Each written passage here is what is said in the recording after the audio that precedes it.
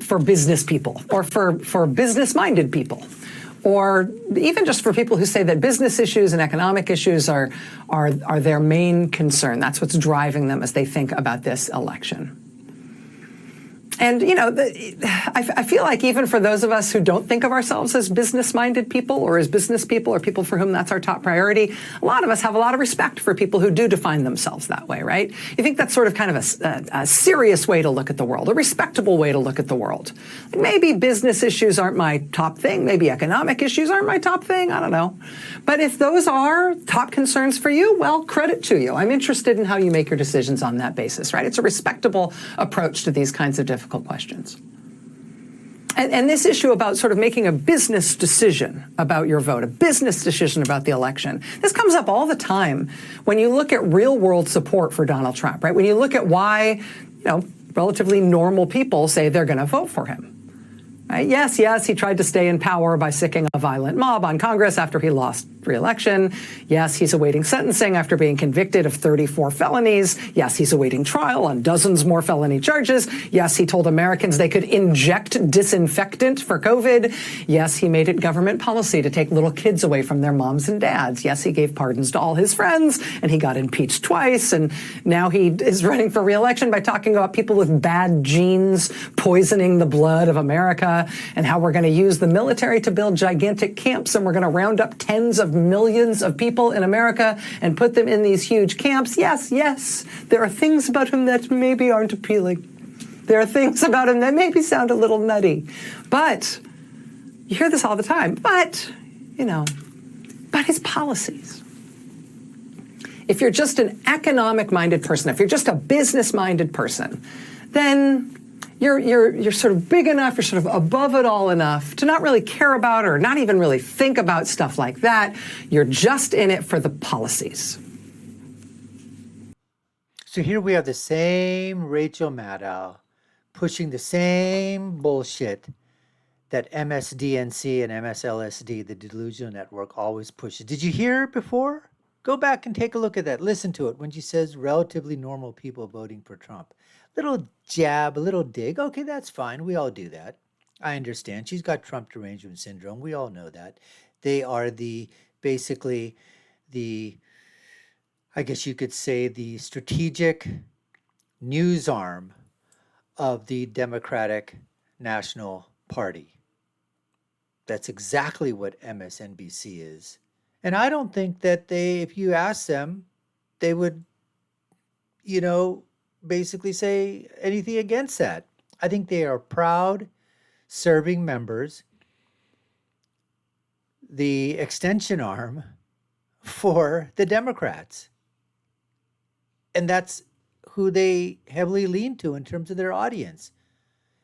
And that's why when these people go on, they continually talk about everything that they can bring up about Donald Trump. So this is the way that they soft pedal it, folks. Oh, you know, you got business people out there talking about the business policies. You know, but, you know, even though there's business policy, and now they're trying to make it look like as if business and people, they have to separate the two. Businesses are doing great in America. There's no doubt about it. And even the worst times in America are still better than the best times in other countries. That's just the way it is. But businesses are doing good. But what about the people, Rachel? What about the people? Flyover country. They're telling you that they did better under Trump 4 years ago. 79% of the country think we're going the wrong track. Yet you're trying to shove down everyone's throats. What? Businesses are doing great. The American economy is chugging along. But it's leaving the workers in the dust. And you don't speak for those workers anymore. You only speak for the corporations. Corporate Democrats, corporate Republicans. That's what you stand for. Let's listen to some more dribble, some more propaganda coming out of the mouths of Rachel Maddow and MSNBC. Just listen to this, folks, and just tell me in the comments below if you think I'm wrong. Just like to hear it.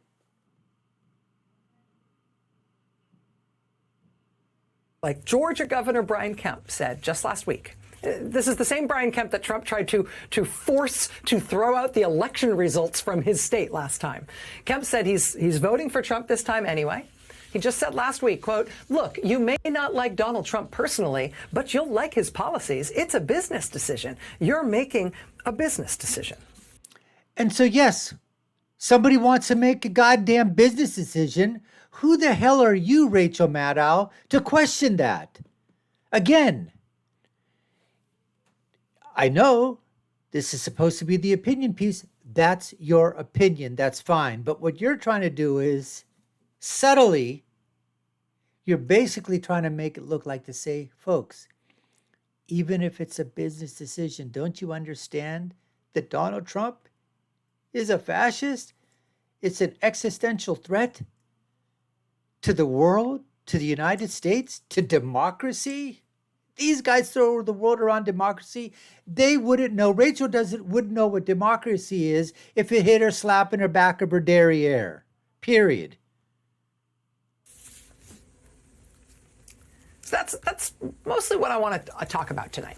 Thank you. Tell me, what is a business decision in this case? I mean, is it who will do a better job handling the economy? Yes, that's what it is. Because as we come to the end of the Biden-Harris administration now, I mean, here's the special report that's just put out today by The Economist magazine. The Economist magazine. Wow. That's gospel, folks. That's a gospel according to The Economist magazine. Who wrote that? Was it Luke? John? Matthew? I mean, is that who wrote this? Title is, quote, "The American Economy, the Envy of the World." This is a multi-day special report that's coming out now from The Economist. Here's the first installment in this multi-part series that's just out today. Quote, "The American economy has left other rich countries in the dust." Woohoo! That's the American economy at the end of the Biden-Harris administration. Do they talk about the American worker in there? No, I don't think so. I mean, if you're making a business decision about who will do a better job handling the economy, well, the Biden-Harris economy has not only left every other rich country in the world in the dust, it has left the record of the Trump administration in the dust, right? Literally what they're calling a dream economy. The best job market in the history of the United States. That's what Biden... Look at these. It's from Politico. Oh, they don't hate Donald Trump. They're not left-leaning. Of course not. Oh, my goodness. The Washington Post, another conservative news outlet. Right. Oh, there it is, the New York Crimes. No, of course not. It's just chugging along, a solid economic picture. These people are so full of shit, it's unbelievable. The Biden-Harris administration has done in their management of the U.S. economy. So is that what you're basing your business decision on? Yes, that's what we're basing it on. Maybe it's not the broad question of who will do a good job with the economy, who's shown that they can do a good job with the economy. Trump has done that. Maybe your business decision when it comes to this election is more specific. Maybe it's about the deficit. Maybe you're a fiscal hawk, and that's the basis of your business decision that you're making about who to support here. Well, here's the headline today at the Wall Street Journal. Quote, economists say inflation and deficits will be higher under Trump than Harris. Quote, according... This is so stupid. Do they think we're idiots, morons, retards? Is that what Rachel, the idiot Maddow, is saying? The inflation was lower under Trump, you morons. The deficits were lower. What are you talking about? Oh, my God. According to a quarterly survey by the Wall Street Journal, most economists think inflation, interest rates, and deficits would be higher under the policies former President Donald Trump would pursue in a second administration than under those proposed by Vice President Kamala Harris. And we call bullshit on those 65% economists. of economists see Trump's proposed policies putting more upward pressure on the federal deficit than Kamala Harris's policies. The Committee for a Responsible Federal Budget estimates Trump's plans would widen federal budget deficits by more than twice the expected increase under Harris. We're going to listen to these guys. The same people who said that when Trump was elected, the economy, the world economy was going to tank. And then what happened? American economy grew unbelievably. But yes, at the end, the pandemic that came inside, yes, obviously devastated. But then guess what? It was the Democrats that wanted to close everything down, right? Don't you remember that, Rachel? So if that's the basis for your business decision about this election, if all you say you care about is fiscal responsibility and the deficit, right? Bringing that deficit down. Well, Trump doubles Harris. He laps Harris in terms of what he's planning to pile on to the deficit. According to those morons? Right. Similarly, let's say your business decision on this election is on inflation. Well, you better go with Trump. Also, a business decision about this election that should point you in one direction. Quote, Trump. Of the economists who responded to the Wall Street Journal's question on inflation, 68% said prices would rise faster under Trump than under. Just tell me, folks, the prices rose unbelievably quick. In some cases, more than 100%. We already know under Biden-Harris, so we know what's going to happen with inflation with Biden-Harris. They've already shown us. And these 50 economists, they're mostly retards. They really are. They really, truly, truly are retards on economic policy and probably on other policy as well. I take that back. I'm sorry. They're not all retards. Some of them are morons and some of them are idiots. Harris. 68%. 68% of economists don't agree that today is Monday or that the Patriots suck this year. But 68% of economists agree that Trump is proposing really bad policies. No, he's not. not. What you care about is inflation. No, that's the Harris-Biden administration, idiot. So what are you basing your business decision on when thinking about this election? I mean, maybe your business decision is less about data and policy, and it's more about just the kind of person you want the candidate to be. You hear this all the time from people who describe themselves as making a business decision about how to vote. They say they want somebody centrist, strong, somebody moderate, sensible, right? Somebody right in the middle. That's good for business. Somebody who can appeal to reasonable people in both parties. That would be President Trump. If that's your approach to your business decision about this election, well, there is a candidate in this election who has a lot of very high-profile support. Not this from moron, people not in the this other party. retard. Just today, the Harris campaign released the latest ad from another Republican endorsing Harris, in this case, the Republican mayor of an important conservative city in swing state Arizona.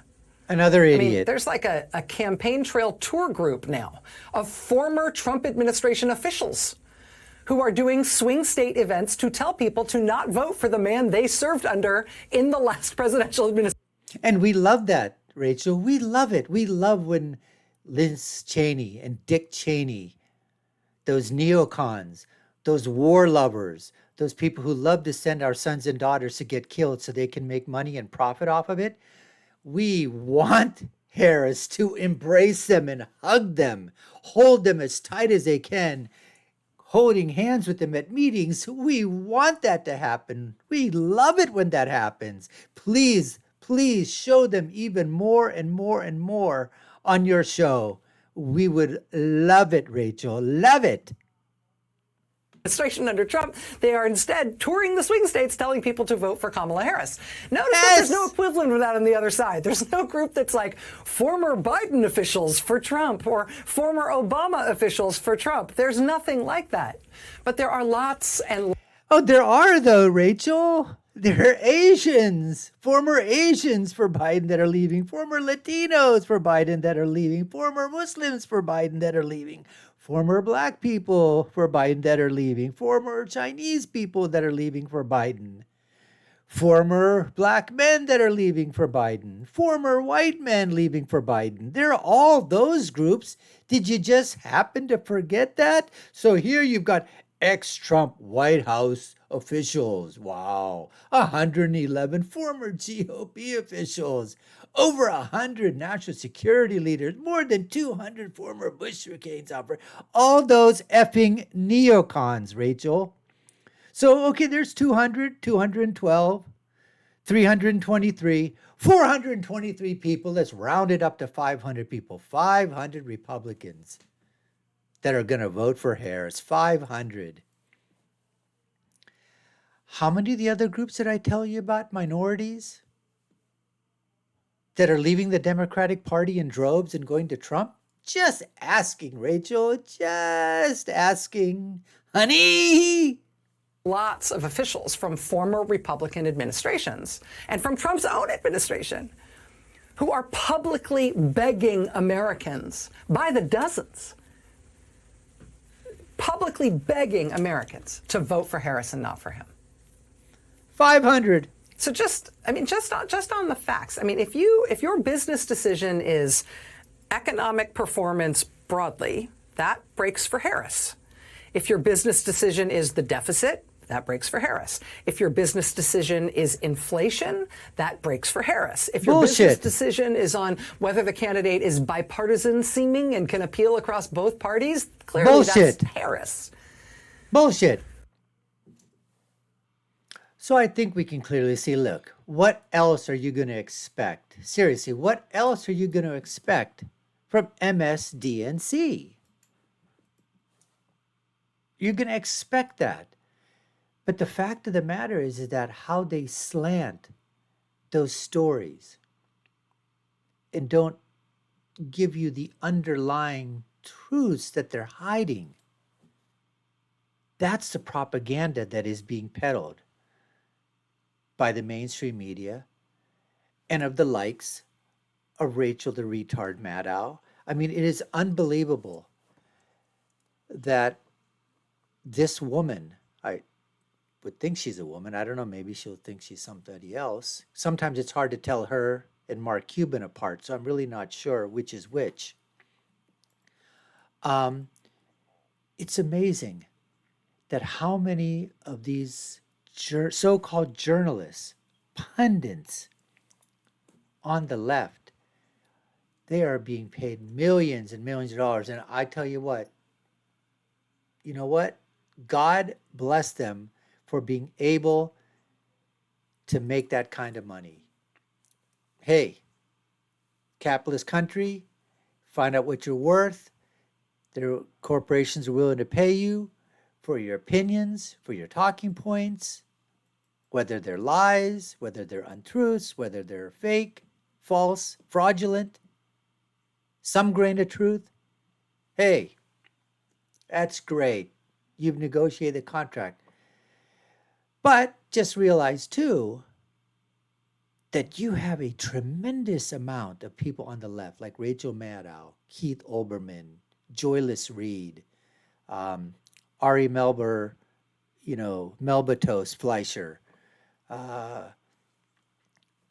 Lawrence O'Donnell. I mean, all the gang on MSDNC, NBC. They've never been conservative. ABC, anything but conservative.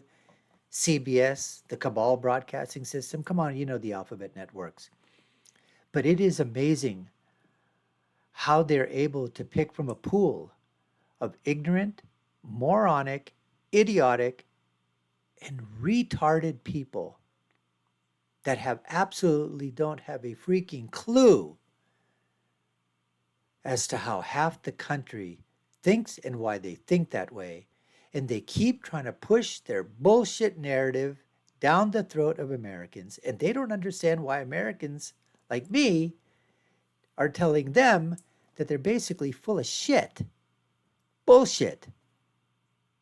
And we know what they're up to. And that's fine.